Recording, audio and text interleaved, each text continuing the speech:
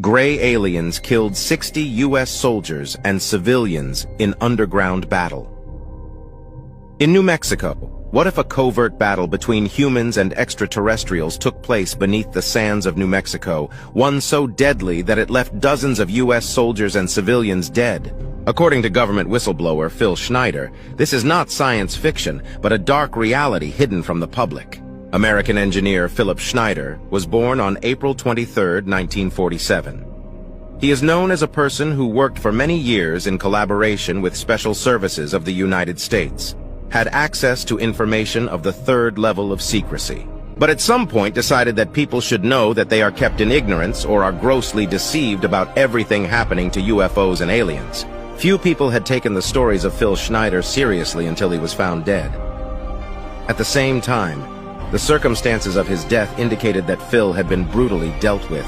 Phil was able to take part in the construction of at least 2 underground bases for the so-called secret government, as well as in the construction of 13 deep-seated military bases underground. Seeing how such projects are financed, for whom they are being built, and that the basic rights of the people, as well as the U.S. Constitution, are violated, in 1994, Phil broke off relations with the American intelligence services and returned all his awards. After that, Phil began working as an ordinary geologist, combining work with revelatory performances. He talked about underground bases, top-secret alien technologies, and the threat to gray humanity that those who seek to establish a new world order in the direction of aliens hostile to people carry with them.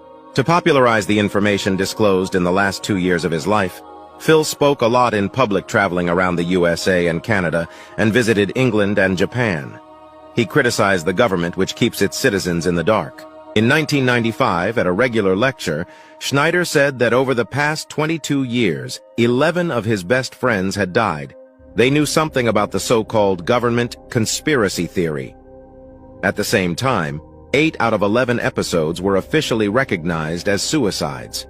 Phil said that he was one of 3 people who survived the shootout that occurred in 1979 at an underground military base in Dulce between representatives of American intelligence services and aliens. As a result of the influence of an alien weapon, Schneider got a dose of radiation and subsequently fell ill with cancer. Phil Schneider also claimed that there had been repeated attempts to kill him after he told what he knew. These were attacks with weapons, attempts to push him onto the highway, and even attacks during street fights. On January 17, 1996, Phil Schneider was found dead in his house in Wilsonville, Oregon. He was lying on the floor next to the piano, and a tube from his own catheter was wound around his neck. However, according to the report, Schneider was shot dead by police officers who came to deal with a large number of unpaid taxes and fines, and during the dialogue, Phil began to behave menacingly, grabbed his weapons, and thus left the law enforcement officers with no choice. Whatever happened, but by the time of his death, Phil Schneider was very poor in health due to a serious illness, oncology. Suicide was called the official cause of death, although, according to some reports, there were signs of torture on the body. Many ufologists believe that representatives of U.S. intelligence simply removed Schneider because he knew too much.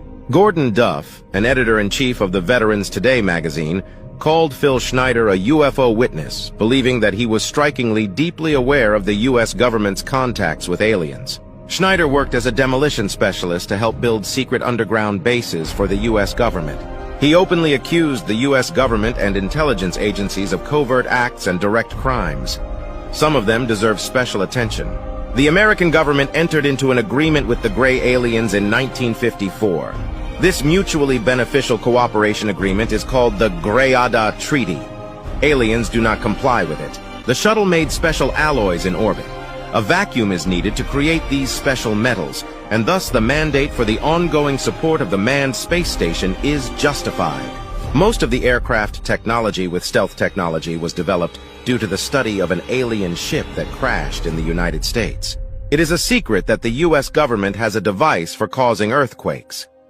The San Francisco earthquake in 1989 and the Kobe earthquake in 1995 did not have a pulse wave, which confirms their artificial origin. The bombing at the World Trade Center, September 11, 2001, and the bombing in Oklahoma City, April 19, 1995, were carried out using miniature nuclear devices. This is indicated by the melting and pitting of concrete with the displacement of metal rods that make up the frame of concrete structures. It is worth recalling that Phil was an engineer and explosives were one of his strengths. Bikini Atoll was destroyed by nuclear weapons due to the fact that there was an underwater base of aliens. The Strategic Defense Initiative, SDI, was actually conceived as a defense against alien invasions. A large number of underground military bases have been built in the United States, 130, up to 2 kilometers deep, and they are similar in size to cities. Bases were built in case of a declaration of war. The bases are interconnected by high-speed monorails, on which trains move at a speed of 2 Mach, 2,380 kilometers per h, on a magnetic cushion, hovering 3/4 inch, 2 centimeters, above the rail. The secret plan of the High Greys to establish on the planet a new world order, managed by the UN, which they secretly control. The UFO problem was dealt with by an organization specially created by the order of the US government back in 1933. According to the research of this organization, in 1935, the presence of aliens on Earth became a recognized fact. Over the next 20 years, employees tried to find out the intentions of space aliens and establish contact with them. And this happened in 1954. On February 20th, 21, President Dwight Eisenhower met with representatives of an alien civilization. The first meeting was unsuccessful.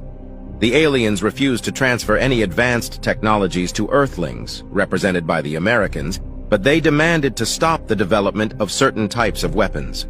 The United States did not agree to stop its military projects and, of course, could not vouch for the rest of the world. Contacts continued and, as a result, the so-called Greada Treaty was concluded.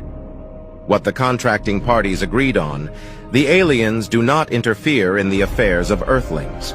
Earthlings, represented by the US government, keep secret the fact of the presence of aliens on Earth. Aliens help in technical development. This applies only to the American nation. Aliens can take people and animals for scientific purposes. People after research should come back, and memories of contacts with aliens should be deleted from their memories. The consequence of this agreement was the creation of numerous underground bases on which Earthlings mastered extraterrestrial technology, and aliens conducted their experiments on human material. Gray aliens are employees of a powerful extraterrestrial civilization, the existence of which Earthlings had to face in their historical past. The presumptive basis of the alien ideology is the unification of intelligent species of the universe into a single union, and regardless of the form of life itself, biological, ethereal, or other. Judging by past events, alien political principles imply the non-violent conversion of planets to their ideology. The male idea of aliens about a single type of intelligent life form is reduced to the fact that the population of the planets loses memory of the past and turns into beings with the given characteristics. To implement this program, aliens use advanced bioengineering technologies. The final stage of their mission is to implement the necessary information, while information about the past of the subordinate culture does not matter anymore. Leave us your thoughts in the comments section.